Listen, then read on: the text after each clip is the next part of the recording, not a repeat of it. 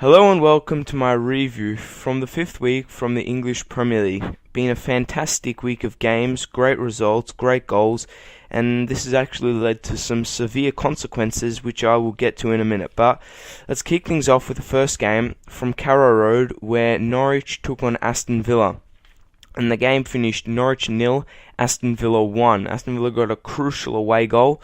It was their first clean sheet since December the 8th, 2012. That's 27 games that they haven't kept a clean sheet. And this was, in fact, a lot due to the part of Brad Guzan, their keeper. Made a great penalty save, and he had a really good game. Only one minor problem, well I say minor, for Aston Villa, and that's Christian Benteke. He suffered a groin strain, I believe it is. Not sure how long he'll be out for, but for Villa that's not too good. They want him back ASAP. And in terms of the game, Norwich were really disappointing, I felt, at home. They should have put a better performance. Didn't create too many chances, and when they did try to do something going forward, Villa immediately counter-attacked them, and in my opinion, Villa deserved the win. They got the 3 points. It was only 1-0, and that's all it had to be.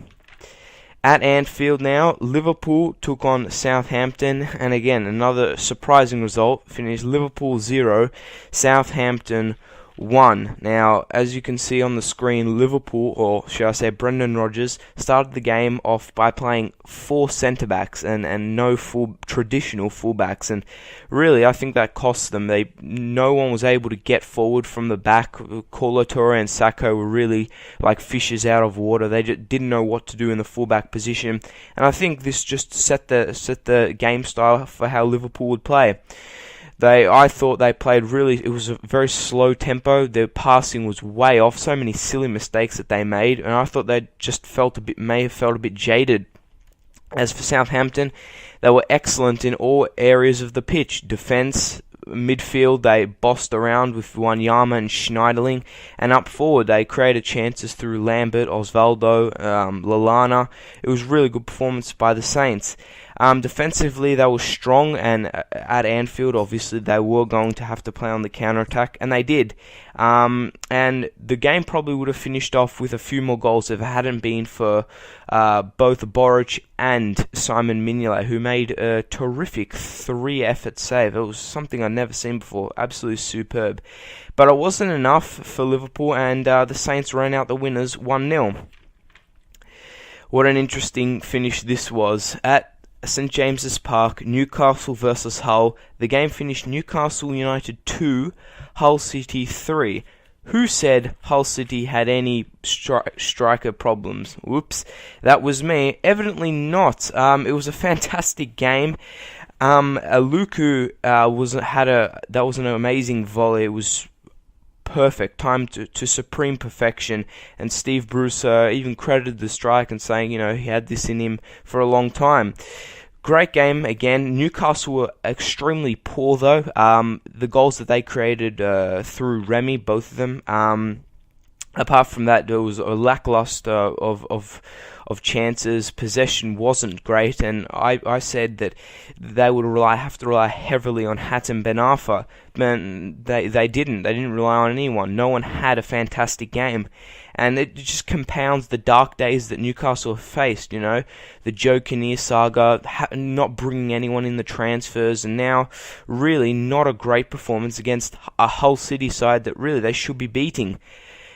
Steve Bruce's men were defensively strong. They limited Newcastle to very little chances, and then they counter-attacked, and they did it well. The chances that they had, they finally converted them after games that they didn't, and they got the 3 points. And I think for Hull, this result is fantastic. Not only 3 points away from home against a fairly good Newcastle side, but this could kickstart the season and ensure that they don't have to be in the relegation battle. West Albion Bromwich took on Sunderland at the Hawthorns, and the game finished West Albion Bromwich 3, Sunderland 0. After the game, Sunderland fans livid, absolutely booing Paolo Di Canio. There's a picture of him, I'm not sure if you've seen, with his chin up. Come on fans, keep the chin up. A couple of days later, he's gone. That's right, he's the very first manager of this BPL campaign to get sacked. He's out, no longer manager of Sunderland, and from deservedly so. The game was absolutely disgraceful. Sunderland didn't do anything. Really, they could have had a lot better chances, and the chances they did have didn't take them. It was compounded worse by the fact that Stefan Sessegnon, arguably one of their best players last season, was sold on transfer deadline day to West Albion Bromwich, and you would have guessed it, yes, he did score for West Albion Bromwich. It was their first goal, and Sunderland just looked awful. West Albion Bromwich, didn't do anything fantastic. They got 3 goals too late on. But it was made easy for the fact that Sunderland were a no-show for basically the entire game. Good win for West Bromwich, however. I'm not going to take anything away from that, scoring 3 goals, and Steve Clarke's men really can kick on now and hopefully ensure that they finish mid-table or thereabouts. Another interesting game took place between West Ham and Everton. I predicted that this game would finish 0-0, limited chances, both teams very defensive. How wrong was I? The game finished West Ham 2, Everton 3. Arguably, Leighton Baines, if you've seen 2 of the most superb free kicks you will ever see. One in the top left, and then the other one, since Jaskalainen changed his position, he went over the wall and into the top right. It was a great game.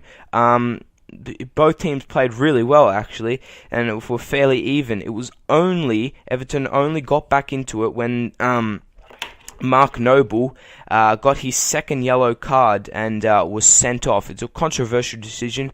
I looked at it though, and when I was watching the game for the first time, I did disagree with the ref. However, I tend to agree it is a yellow card offence, and Noble was already on, so you had to get sent off. And after that, Everton then kicked on. Baines got the second free kick, and then their new star signing, I guess, or loanee from Chelsea, Romelu Lukaku, finished off and headed home the winner. He did get knocked out though, but it didn't matter because Everton got the 3 points and are still undefeated in the league, the only team to do that. At Stamford Bridge, Chelsea took on Fulham. Chelsea won 2-0. It was just a good solid win for the Blues. 3 points for them. They were still quite, I thought, insipid and flat due to the players that they have at their disposal. Fulham's shape defensively was great. Martin York can be proud of that. And Chelsea obviously had a lot of the possession, but they couldn't, make anything out of that. And again, it goes back to the strikers. Are they good enough? And if not, will Mourinho go out and strengthen again? But Mikel got his first goal, I believe it's in 7 years or something crazy like that. But probably the biggest story really is that Juan Mata and David Luiz were not even on the subs bench. So what does that say? I think Mourinho will answer that, or some kind of answer will come out of that in the next coming weeks. At the Emirates, Arsenal faced Stoke City, and it was quite a dominating performance by the Gunners. They finished Arsenal 3, Stoke City 1. The Arsenal midfield, really, Flamini, Ramsey and Ozil, just take a bow. You were all outstanding. Arsenal just really outplayed Stoke at their own game. Be very careful. And that is set pieces. 3 Mesut Ozil set pieces, 3 goals, and Ozil got 3 assists. Now, Stoke were quite valiant, and I think Mark Hughes has got them playing on the right path. He's made a new player out of Stefan Nzonzi, who was actually really brilliant in this game for Stoke, controlled the tempo of the game for them. But Arsenal did enough, I thought, and just got the 3 points. It was 3 games in a week, and you could tell that they were getting tired in the last half an hour or so. Even the players did admit that. But it was enough for Arsenal to get the 3 points and to be sitting on top of the Premier League table. The third last game was Crystal Palace taking on Swansea City, and the game finished Palace 0, Swansea 2. Swansea were just too good. They really did outclass Palace. You can probably tell that Palace were just a promoted team compared to Swansea, who were very strong in all areas of the game. I've said before that, if Ian Holloway has got Crystal Palace, with the determination, the fighting spirit that they showed in the first early games, that they may survive. There was none of that in this game, and it showed, which is why Palace just easily lost. As I've said before, if they don't have that, they will be facing relegation, and it didn't help that Ian Holloway was up in the stands. But Crystal Palace have to move on. There was a good win for Swansea coming off the Europa League match that they had, and both teams will be looking on to get 3 points next week. The second last game took place in Wales, where Cardiff City took on Tottenham Hotspur, and the game finished Cardiff City 0, Tottenham Hotspur 1. I was watching this game, and Tottenham just scraped in. When I say that, I mean they just scraped in with the goal. It was Paulinho who scored the goal like 93rd minute. However, Spurs had many chances. It was just thanks to David Marshall for Cardiff who saved them all. He was unbelievable. Cardiff were quite impressive. They did have a few chances. Gunnarsson probably the best of them. But Spurs in this game really did look as if they were title contenders. And for them to score a goal in the 93rd minute after Cardiff's, hard work nonetheless, I think it'll be a heartbreak for Melky Mackay and the Cardiff fans. But, as I said before, Tottenham are a good team, and Cardiff don't have to be too ashamed to admit defeat to a good Tottenham team, and they'll both be looking on to the weeks ahead. But now, this is the time you've probably all been waiting for, the Manchester Derby. It was Manchester City taking on Manchester United at the Etihad Stadium, and the game finished, wow, I cannot believe this, Manchester City 4, Manchester United 1. I thought, maybe this game would be both of them really going aggressive at each other, both having a lot of chances.